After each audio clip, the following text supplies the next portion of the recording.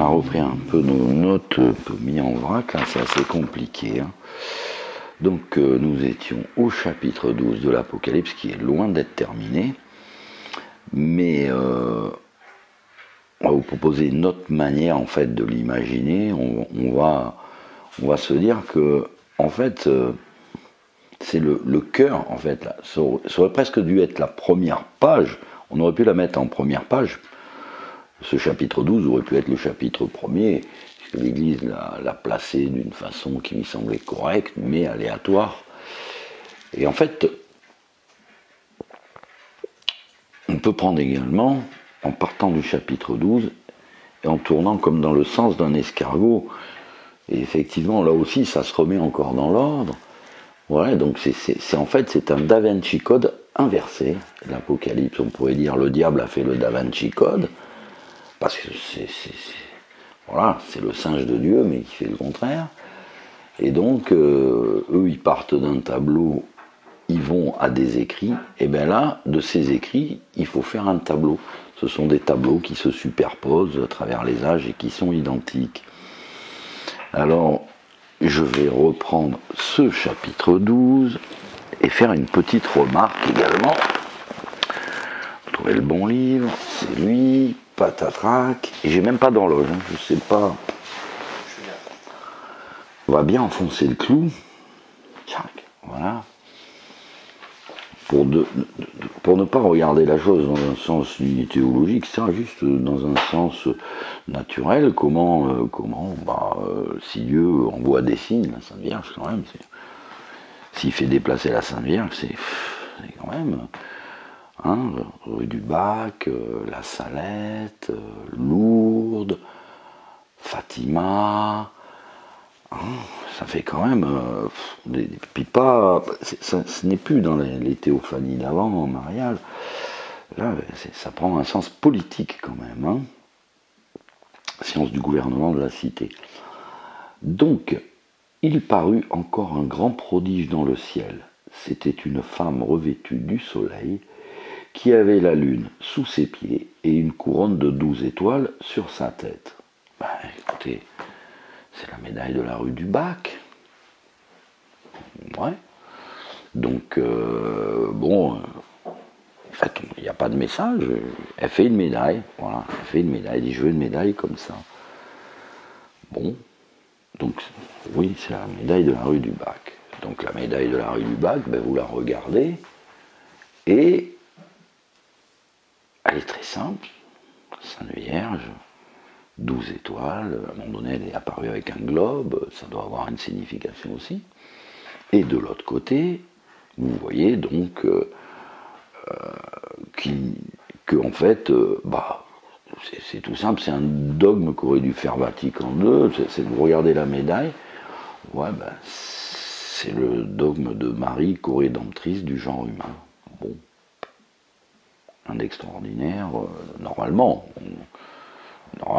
enfin, il n'y avait pas besoin d'être grand théologien pour, en regardant cette médaille, se dire oui, c'est le dogme de Marie Corée, bonne rentrice. Bon, les mecs qui sont rentrés là en 62, on va en servir une petite tasse aussi pour nos amis conciliaires. J'ai vécu un peu dans ce monde des conciliaires quand j'étais jeune, mais moi, comme un extraterrestre, hein, j'avais rien à voir. Enfin, si, moi je lisais l'évangile et eux pas, mais bon, me parler d'une histoire, j'ai rien compris à leur truc un jour.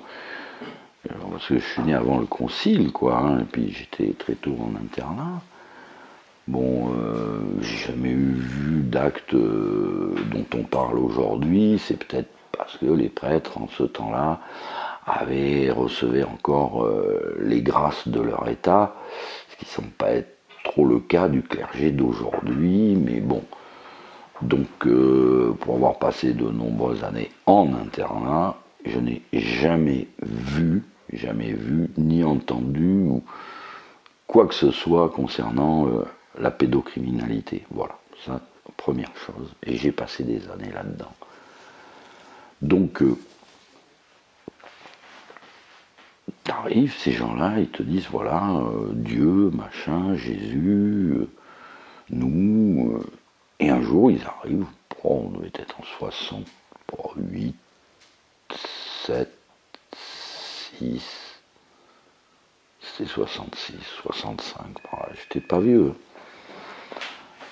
Et on voit, le gars il arrive, je vois le Notre Père au tableau.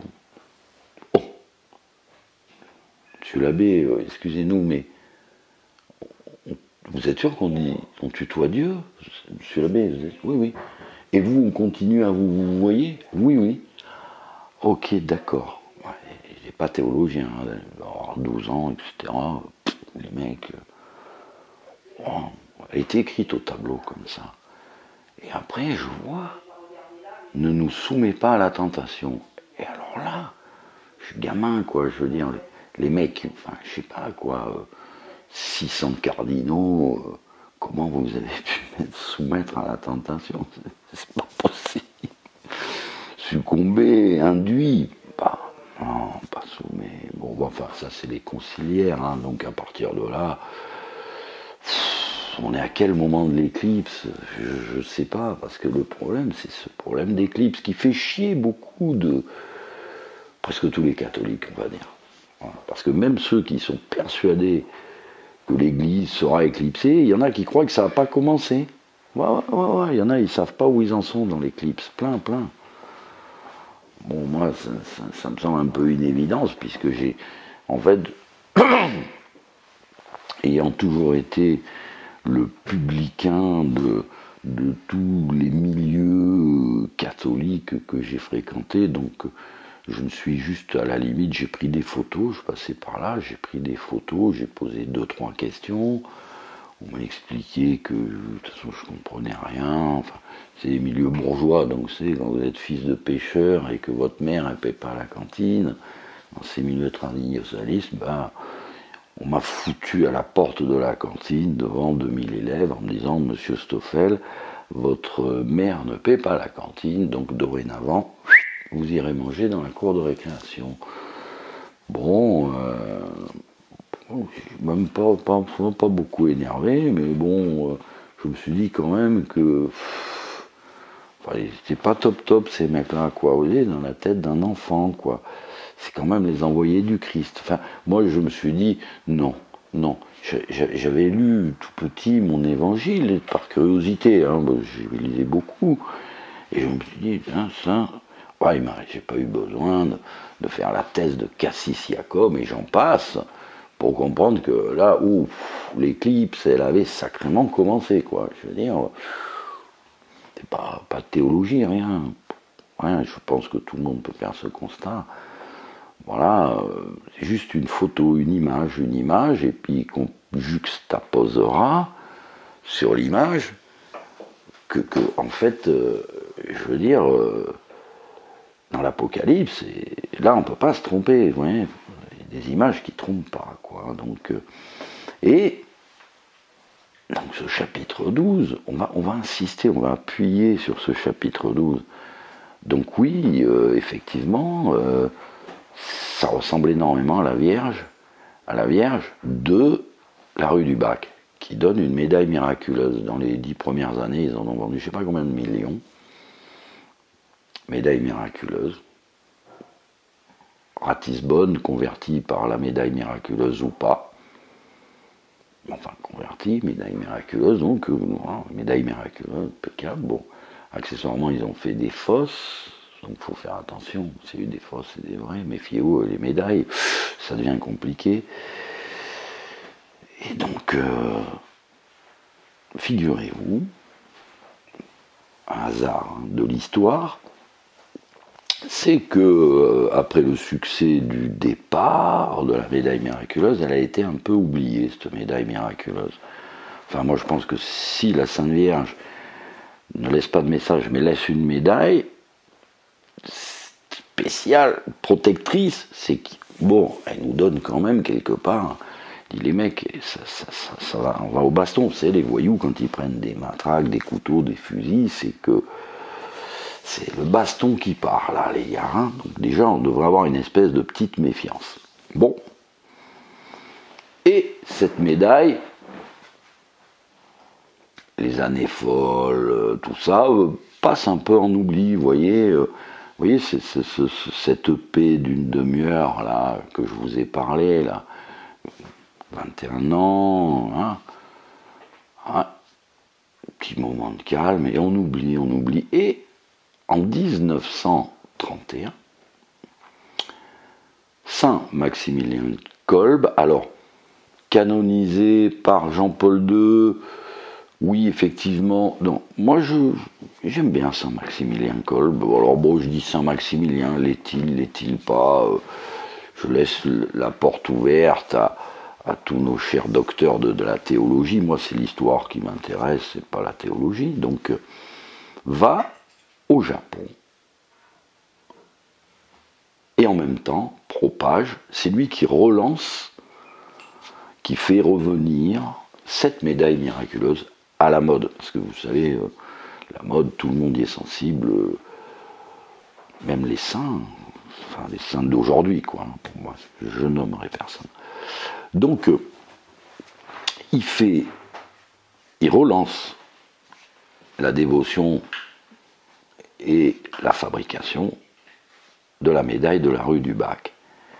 Eh bien, figurez-vous quand même que, donc voilà, on voit apparaître cette médaille de la rue du Bac, et bon, je vous l'avais signalé aussi la demi-heure là avant, là, vous vous rappelez, là, mais entre 1917, 1918 et 1939, déclaration de guerre. Donc, cette demi-heure, qu'est-ce qui se passe? Dans l'Apocalypse, lui, il voit le feu du ciel qui descend sur terre, mais eux, les Américains, ils envoient une bombe et ils vitrifient 8000 chrétiens à Nagasaki en un instant. Sauf que, à l'épicentre, il y avait une petite chapelle fondée par Saint Maximilien Kolbe et qui est restée debout, et les gens qui étaient dedans sont restés vivants. Alors je le redis parce que je crois que je l'avais dit dans une précédente, mais là le fait de Nagasaki, quand même, le lien avec la médaille miraculeuse, parce que ça, toute personne ne me contestera que c'est Saint Maximilien Kolbe qui a relancé la pratique de la médaille miraculeuse, et comme par hasard, les mecs qui portaient la médaille miraculeuse à Nagasaki, à l'épicentre, ils ne sont pas morts.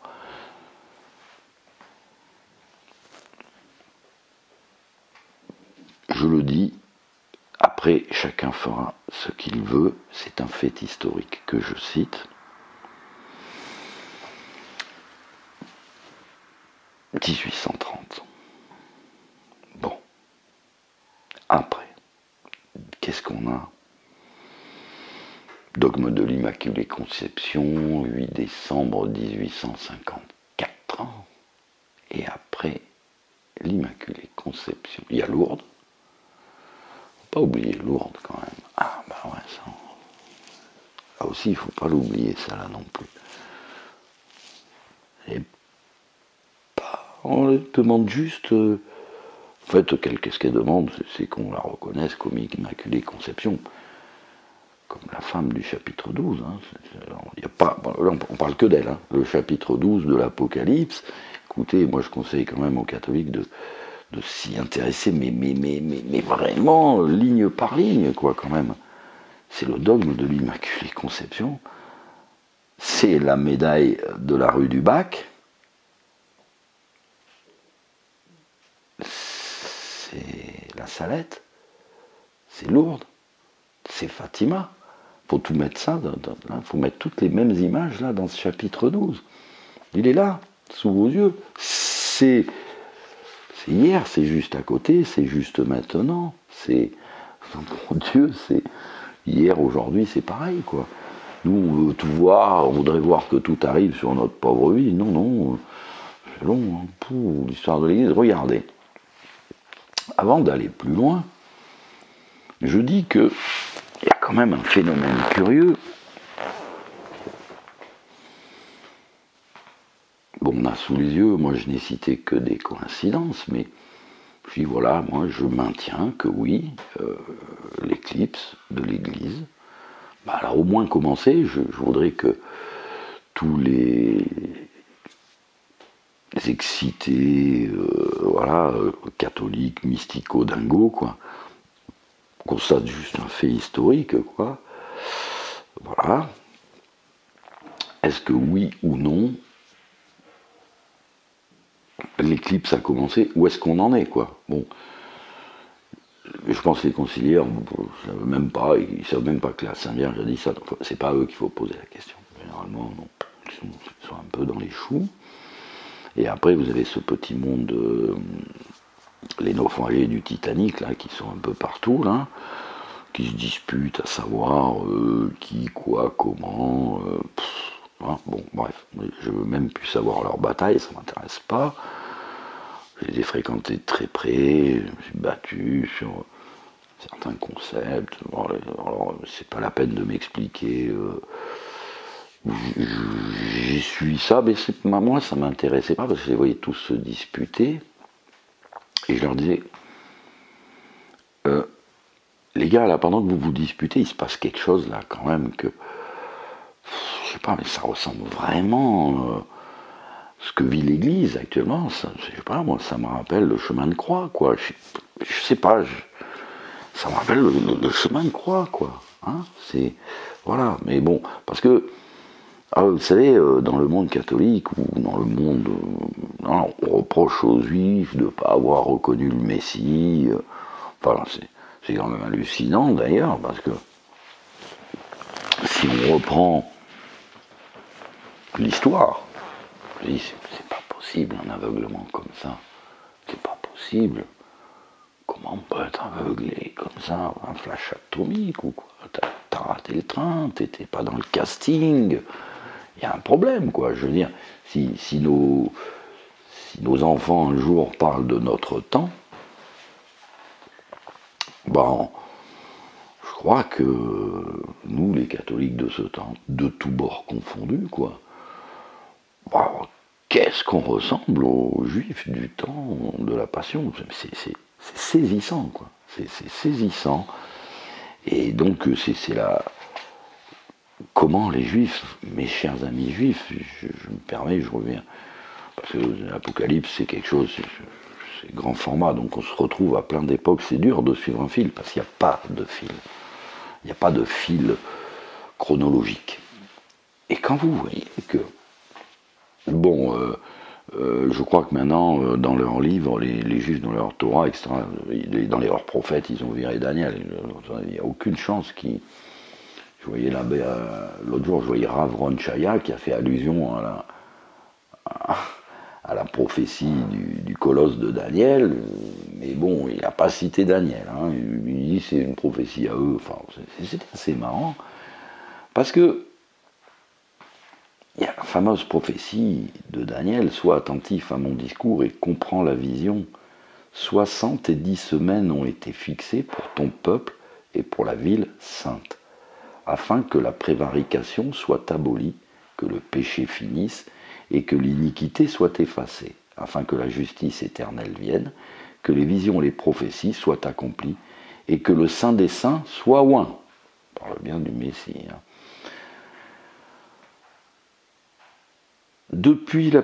Sache-le donc et remarque-le bien, depuis la publication de l'ordre qui sera donné pour établir Jérusalem jusqu'au prince Messie, il y aura 7 semaines.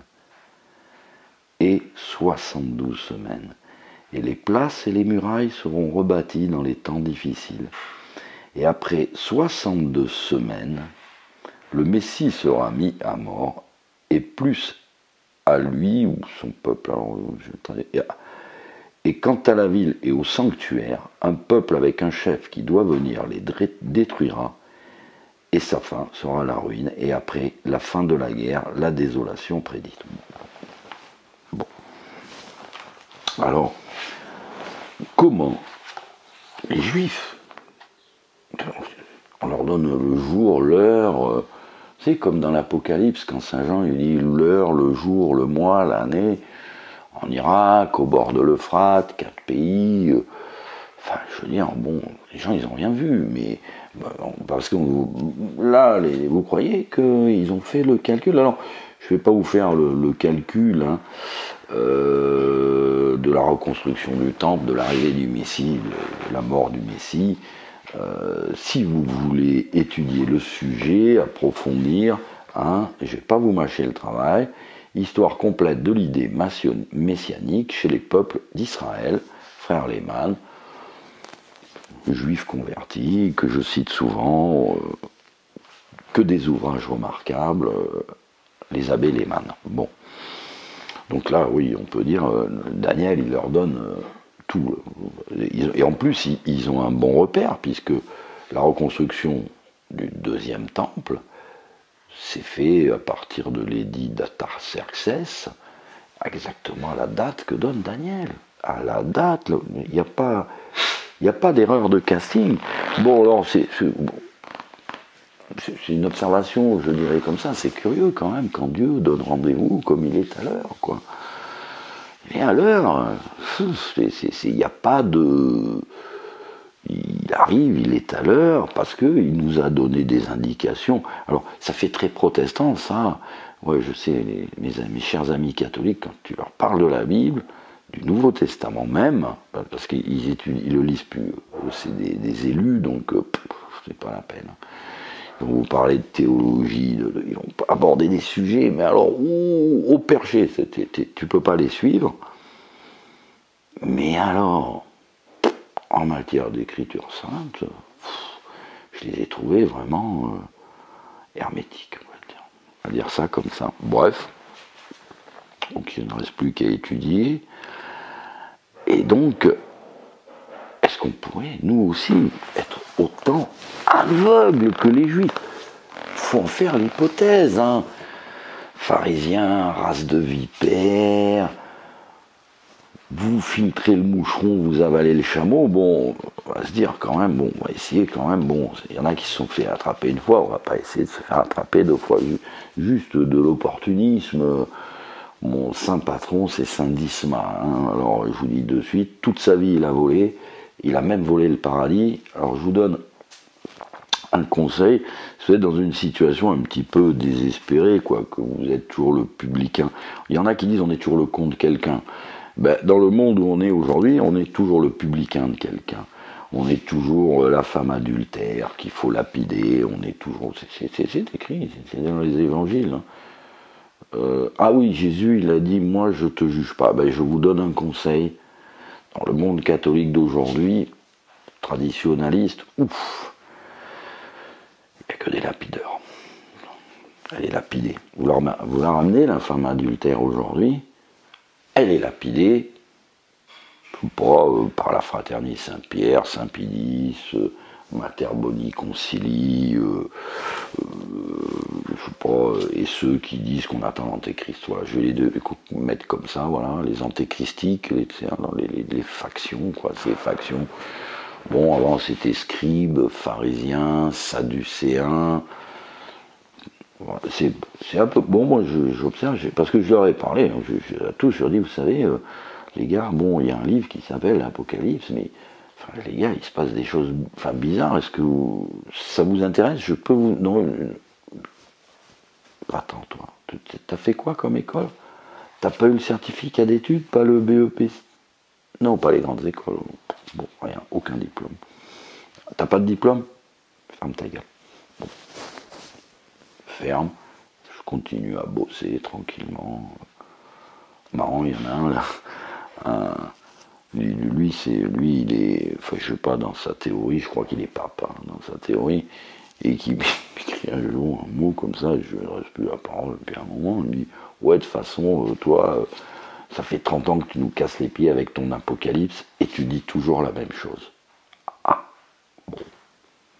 Bah, écoute, je crois que c'est pas moi que tu as dû rencontrer, quoi, hein, parce que si tu m'as écouté il y a 30 ans, et si tu écoutes ce que je te dis aujourd'hui, disons que j'ai pris un petit peu plus de liberté de parler, puisque de toute façon, forcément, n'étant plus dans ce milieu, j'ai une certaine liberté d'écriture, je fais ce que je veux, voilà. Donc, Voilà, je dirais que moi je vous fais un petit truc, c'est pas pour maintenant, c'est pas pour la gloire, c'est pas pour l'argent, bah, bon,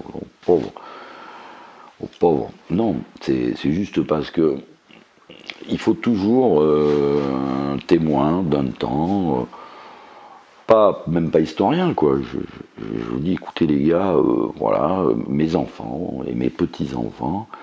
Cette vidéo, c'est pour vous que je la fais, c'est pour vous raconter un temps où je suis passé, mais j'ai quand même remarqué qu'il se passait des choses vraiment extraordinaires, mais que personne ne les a vues. Voilà, donc voilà, j'affirme qu'on est un temps, j'affirme, hein, bon, bah, après l'éclipse, Léon XIII, enfin il y a quand même bah, des petites alertes, bon, des coïncidences de date, on va dire.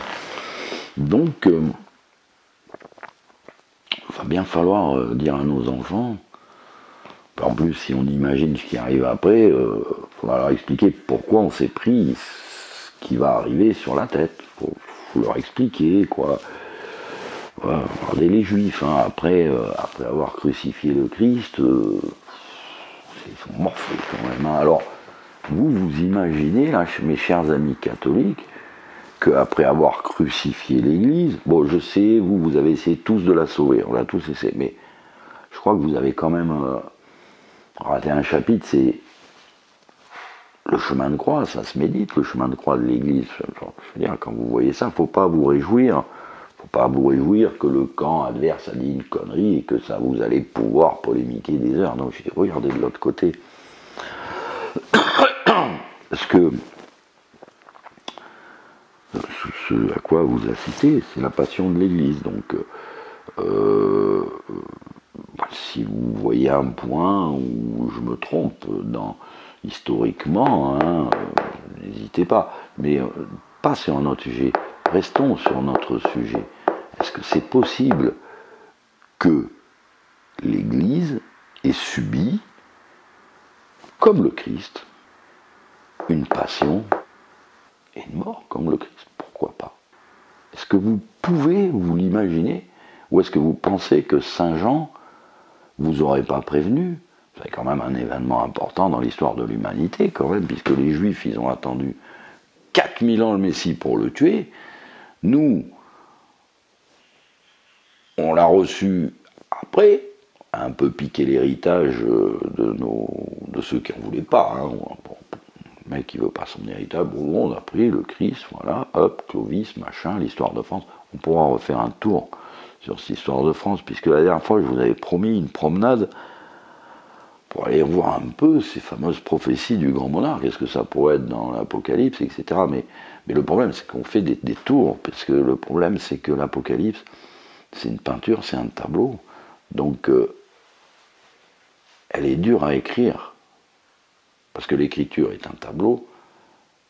Et ce tableau, il faut l'expliquer à ceux qui lisent l'écriture qu'ils n'ont pas compris. Ouais, non, c'était pour rire. À suivre. On y arrivera au grand monarque, mais je vais suivre le cours des choses.